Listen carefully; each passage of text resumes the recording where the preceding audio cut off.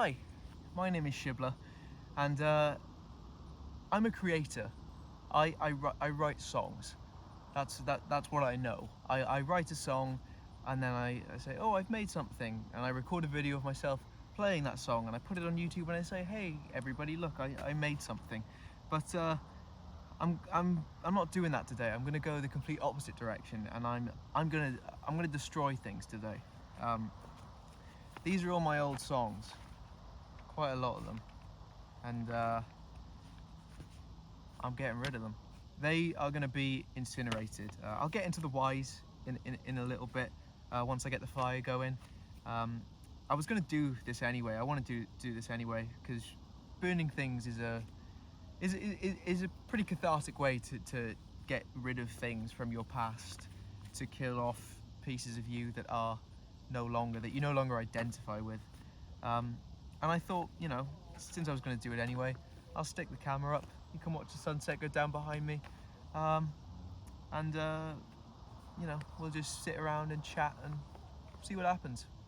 So let's pick a song to get this fire started with. This was the first song that I ever wrote, and I think I don't know, it seems fitting to start the fire with this, so let's do it.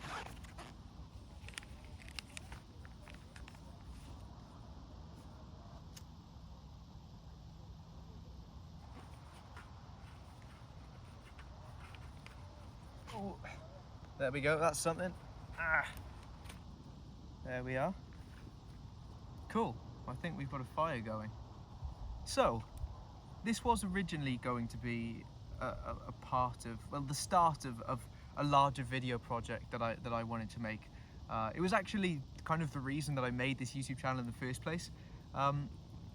It was going to be a documentary film about me and my little process about making music in my car, because I thought it would be interesting to document. It was actually brought on by something a friend said, or a few friends had said actually, when I was gearing up to put out my first EP, which I put out to no one. You know, I just dumped it on the internet. I told some of my friends, like, how I made it, and I had a few of them say, like, wow, that's actually pretty interesting. Maybe you should, like, do a video about that or something. I didn't have a YouTube channel, but a few of them said maybe you should make a video, or, you know. So I was like, okay, maybe I will, and I started making YouTube videos, and committed to doing, like, weekly uploads, with the hope that I'd have a following, so that if I made a larger video project like that, it would actually reach people. Because the last documentary I made, as much as I love it, you know, no one saw it, because again, it's just something I dumped on the internet. That was a documentary about a different band that I was in, but that doesn't matter for this video. But yeah, I had that idea for that documentary to sort of start with me doing this, sitting around a fire and burning my oils. It was going to be called, what was I going to call it? It was going to be called How to Make Music in Your Car, and it was going to be like kind of a documentary, kind of a short film, and it would be kind of like a step-by-step guide. And the first step was going to be burn your old songs, right? I'm pretty close to this. Let me get back a little bit. Speaking of which, let's do some of that. What's this one? This one's about digging up and fucking a corpse. Maybe you can see why I'm getting rid of these. Oh my god, it's taking really well. I didn't expect this to go this well at all. There we are, I guess. We've got a good fire going. Let's do another one in. First line of this one is, I'm gonna burn this house down. That seems fitting. So go on then, let's get into it. Why am I burning these songs? It's plain and simple, really. I just don't care about them anymore. These were the songs that I wrote when I was learning how to write songs. Songs that I was writing before I could even play guitar, before, you know, I was putting music to them. I was just writing lyrics for the sake of writing lyrics. I mean, all of these are obviously crucial songs, right, to my development as a songwriter, because if it wasn't for these, I never would have started writing actually good songs. But I suppose that's the thing really, I just don't think they're any good. I've plucked all the good ideas out of them, all the bits that I like, which is very few out of all these songs, but out of all the bits that I like, I've plucked all those bits out and put them into new songs that are better songs, that are actually, you know, songs and have artistic value. I started writing songs, I don't know, when I was 16, 17, no, 17, it was when I started college. And at the beginning they were all just very, very intense emotional expressions, I suppose. It wasn't really about the writing or about the artistry, it was just about getting whatever disgusting little feelings I had buried deep down out onto a page. And as a result, all of these songs, or the vast majority of them, are very difficult to read. They're just a bit gross. I mean, you can only imagine, right, what happens when there's no secrets between a 17-year-old boy and a piece of paper, what kind of shit comes out. And I say that like I'm so far removed from that. I'm 20 this week, but I've definitely come a long way since this shit. Let's get some more wood on this fire. Not that it needs more wood, I've just got loads to burn.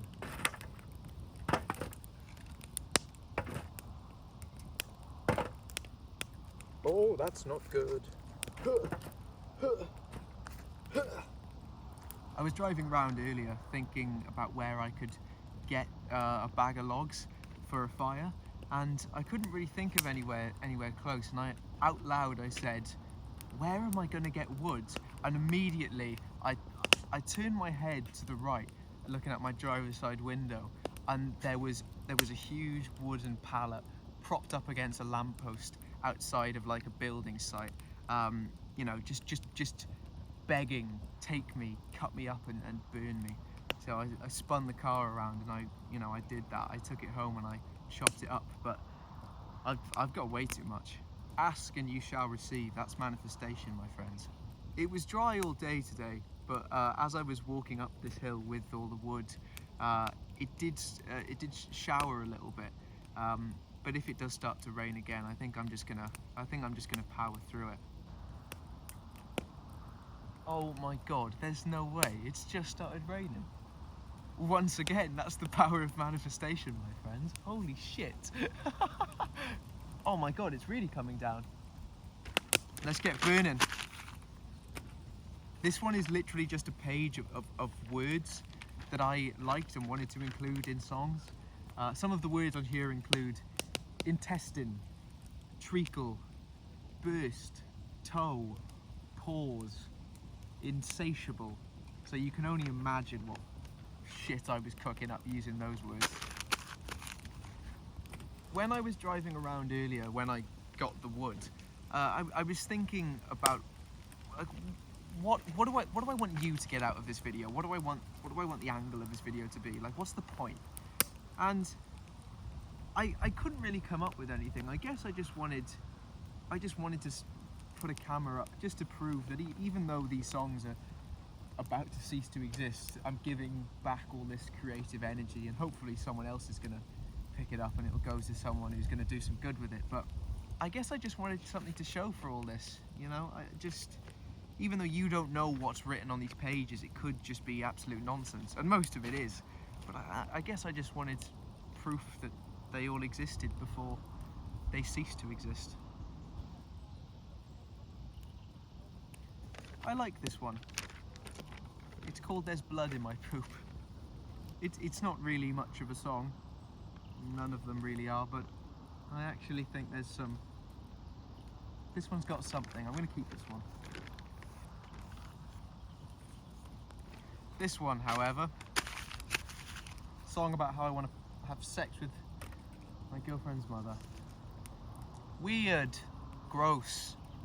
Keep that shit to yourself, man.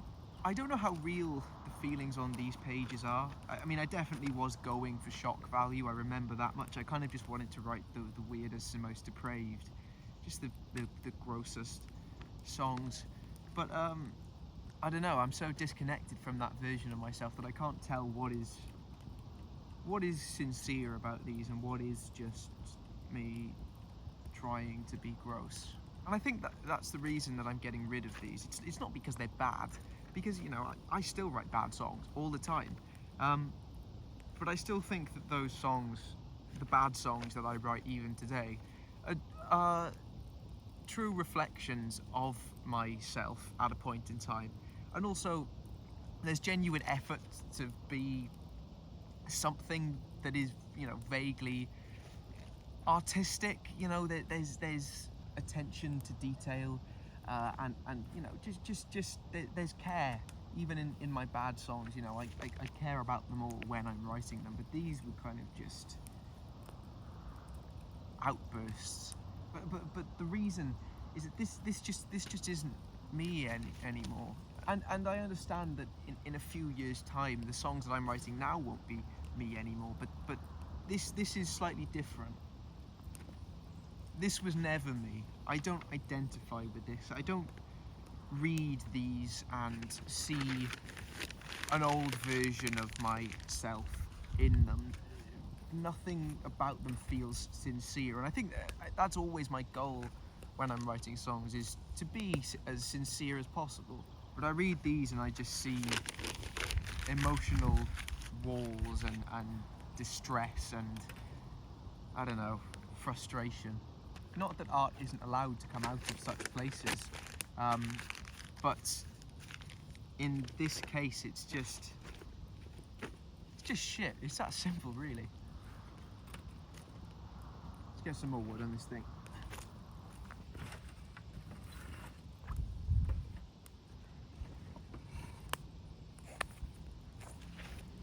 Was the sunset nice? I missed it. Oh God, I'm too young and I'm too insignificant at the moment to be worried about legacy, right? The young thing is gonna go away at some point, in not very long. You know, it won't be long until I'm not young. But I suppose the insignificant thing never really goes away, even if I become the most successful musician who's ever lived. In the grand scheme of things, you know, I'm just as insignificant as anyone else. But I think I would just hate to die. Not in general, but I'd hate to die and somebody pick up a songbook of mine, you know, this songbook in particular that these came from, and these all, like the first whatever 20, 30, however many songs you hear, that these first songs, you know, open it up, read a couple of them, say, wow, this is shit, and put it down, you know, and think that this was me, because it isn't. And I don't know why that matters, because if I'm dead, I'm dead, and, you know, who cares if someone thinks my songs are good or bad, but for some reason it matters. Maybe as I get older, I'll stop worrying about legacy so much, which is a weird thing to say, because you'd think that maybe as a young person I'm not concerned with it at all, and then maybe that's a worry that I gain, something I start to think about more as I get older, right? But I kind of expect to care about it less, or at least I hope so, because it's a stupid thing. It's a stupid thing to want to be remembered. It can be a good motivator as an artist to keep creating in hopes that, you know, maybe for one extra day after you die, when the last of your family and close friends have forgotten you, for one extra day someone out there might remember a song that you made, or a poem that you wrote, or something like that. But it's a stupid thing to want and to chase, because at the end of the day I'm well aware that, you know, there's people who are 1,000 times more famous than I'll ever be. You know, who knows if I'll even ever get to say that I'm famous. It's not like that's the goal, but you know what I'm saying. It's just, there's people who are, you know, so unbelievably just known by so many people in the world, so many people who are just aware of their existence, that in 200 years people aren't going to remember. Well, I do wonder about that, actually. I wonder now, now that we're in the age of the internet, is that is that really the case anymore? Because it was always, you know, it was always a good excuse. It's always a good way to put this sort of, say, excuse. It was always a good way to put this legacy debate to bed by saying, hey, in 100 years, no one's going to remember you anyway. But maybe people will be remembered now. Now that we have the internet, maybe the most influential people are going to be remembered. And not just world leaders and monarchs, but musicians and actors and directors and poets. Maybe it won't just be the select few for each medium, like how, you know, we've got Shakespeare for playwrights and you know, Mozart and Beethoven for composers. Maybe in 500 years, if rising sea levels haven't you know, caused the sea to engulf, you know, most of the land on this planet, maybe somebody will stumble across, I don't know, an Elton John album on the internet, and then Elton John will become their most favourite artist in the world ever. I have no idea why Elton John was the first person I just thought of then. I don't even think about Elton John now, and he's still here. Maybe it'll be Jack White. Maybe it'll be Jesse Wells. Maybe it will be Shibbler. Who knows? I don't know if this was a subconscious thing that I just did, but when I started rambling about legacy and kind of started to convince myself that maybe it's not such a silly thing to pursue, I started wrapping up the songs and clutching onto them and stopped throwing them in the fire. I don't know, that's interesting. Let's get off that tangent. Oh, this is Untitled 1. I forgot about this one. Yeah, this is the only song that's ever going to make it out of this pre-Shibbler era of my songwriting. I've shared this one on the channel in its entirety, and it is on the channel exactly how I wrote it, you know, years ago now. Yes, it's the only song from this batch of songs, I guess, that I actually still really like. It's called Rat Race here, so I guess Untitled 1 does have a title. Cool. I'll chuck this one in as well, even though it exists. It's just symbolic of me destroying this part of me. That's dramatic, isn't it? That's all that's left. I mean, not all of that palette. That I couldn't even bring like half of that with me, but this is all I've got in my bag. So let's put this on and figure out a way to end this video. I referred to these before as my pre-Shibbler songs, and I suppose that's the easiest way to categorize them. But you've got to remember that when I was writing my first EP, I didn't know that I was Shibbler then. I didn't know that those songs were going to be an EP. I was just writing like I always had done. I think I decided to turn them into an EP when I guess I just realised that there was something different about them. Come on, man. Ugh. I mean, I think when that change happened, when I started noticing that my songs were getting better and maybe I wanted to start sharing them, I think I was already Shibbler, even if I hadn't attached the name to it. I don't know why that's important. I don't know why the name holds so much weight. It doesn't really to me. So I don't know why I kind of categorize these, not only these songs, but kind of like my life and my personal development as like pre and post Shibbler. Well, I say post, I mean not post Shibbler, but I mean, you know, pre-Shibbler and present Shibbler. I don't want that to sound egotistical, because I'm sure it does. It just so happened that there was a lot of personal growth that seemed to coincide with the inception of Shibbler around the time that, you know, just before I'd written or started writing those songs for my first EP. I had a lot of really great experiences, you know, sort of my world expanded a great deal, and I feel like my transition from boy to man. And I know I'm not like a grown man yet. I'm not even 20, but I feel like in that period of time, I became an adult. I just passed my driving test, and I was going out into the world more. I was straying much further from home than I'd ever gone on my own, and meeting so many new people, and talking to people who were twice, three times my age, and meeting them at eye level, and not being treated like a kid. It was important for me, and all that stuff just seemed to go like that with when I started calling myself Shibbler, for my songs and on the internet and whatever, right? I suppose not when I started calling myself Shibbler on the internet, because I only started doing the YouTube thing this year, but when I kind of like settled into that name, when I realised that I was making an EP and I needed a name for it, it was kind of after I'd gone out into the world and had all these experiences, and then I'd come back and I was like, Shibbler. I've decided I don't like this one anymore. I don't care about it that much, just going in.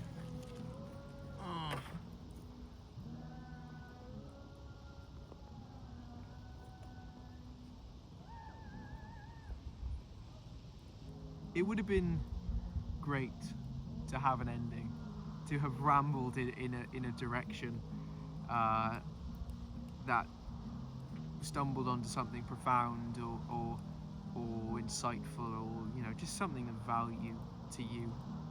But I guess I haven't done that. Oh well. I know that as soon as I stop recording, I'm going to think of a million things that I wanted to say but haven't. But to be honest, I'm just enjoying the fire.